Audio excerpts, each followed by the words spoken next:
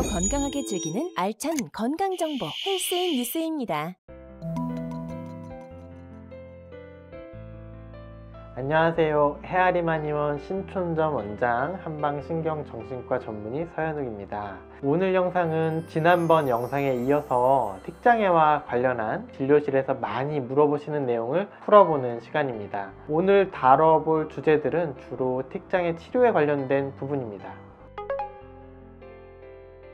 틱장애는 일종의 소아 신경 발달 장애로 분류됩니다. 보통 신경이 활발하게 발달하는 시기인 초등학교 입학을 앞둔 시기에 증상이 처음 나타나고 사춘기를 지나며 대체로 약화되거나 소실되는 그런 특징을 반영한 건데요. 이런 관점을 반영하여 틱장애의 원인을 두뇌와 신경계 발달이 아직 미성숙하기 때문이다 라고 보는 견해도 있습니다. 이런 관점에서 보면 틱 증상이 처음 가볍게 나타날 때 두뇌가 발달하면서 증상이 사라질 가능성을 생각하고 일정 시간 기다려보자는 것도 일리가 있는 주장입니다. 하지만 틱 증상이 처음 나타났을 때부터 이게 시간이 지나면 자연히 좋아질지 아니면 좋았다 나빴다를 반복하며 성인기까지 이어질 것인지, 그것도 아니면 음성틱과 근육틱이 함께 나타나는 뚜렛 증후군으로 진행될 것인지, 이런 것에 대해서 판단할 수 있는 방법은 현재로서는 없어요. 그렇기 때문에 만약 틱 증상이 수주간 지속이 되거나 증상이 자주 또는 강하게 나타나거나 증상의 종류가 변하거나 새로 막 생겨나거나 그렇다면 미루지 않고 적극적으로 치료를 받으시는 게 좋습니다.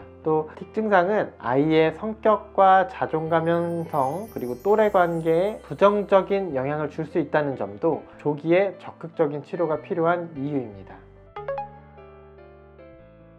틱장애는 기본적으로 호전과 악화를 반복하는 질환입니다. 심지어 치료 중에도 늘 좋아지기만 하지는 않습니다. 일상 속에 여러 가지 변수의 영향을 받으면서 단기적으로 호전과 악화가 번갈아 나타나게 되지만 길게 보면 서서히 좋아지는 것이 보통입니다. 별다른 특이사항 없이 증상이 악화되는 경우도 물론 드물게 있을 수 있지만 대부분은 다양한 이유로 인해 증상이 악화되는 것을 확인할 수 있습니다. 이럴 때에는 그 예상되는 여러 가지 변수에 대해서 점검을 해보고 필요한 조치를 취해야 하는데요. 가장 흔한 악화 요인으로는 첫째, 감기에 걸리거나 알러지성 비염이 악화되거나 이런 다른 질환으로 인해서 전신적인 컨디션이 저하되는 경우입니다. 두 번째는 방학, 그리고 개학, 그다음에 전학, 이사, 학원, 그리고 가정에서의 학습량의 변화, 이러한 새로운 환경 변화에 노출되는 경우입니다. 세 번째, 선생님이나 부모님 등 어른들에게 혼이 나거나 또래 관계에서 갈등이 생기는 등 정신적 스트레스가 가중되는 경우입니다.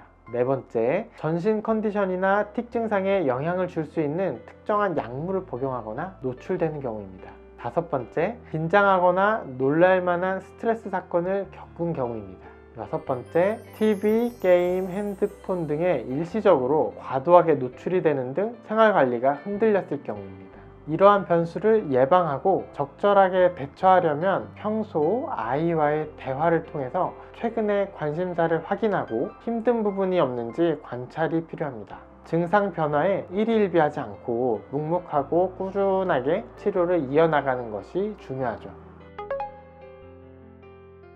틱장애와 같이 여러 가지 요인이 복합적으로 작용해서 발생하는 문제들은 아무리 적은 확률이라도 재발할 가능성을 가지고 있습니다.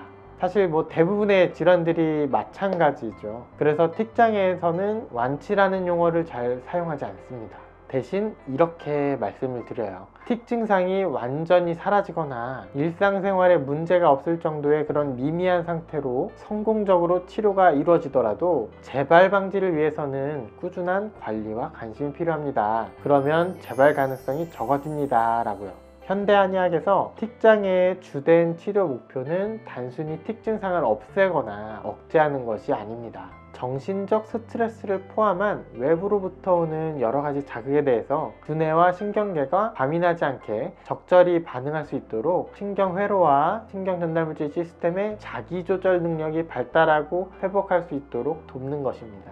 치료를 통해서 두뇌 기능이 성공적으로 회복되어 틱 증상이 개선되고 청소년기를 거치면서 두뇌와 신경계가 안정이 되면 쉽게 재발하지 않고요. 재발되더라도 비교적 빠르게 회복할 수 있습니다.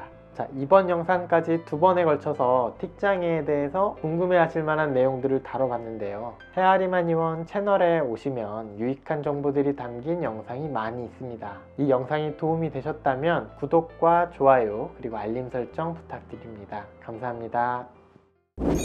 지금까지 더 건강하게 즐기자 헬스인 뉴스였습니다.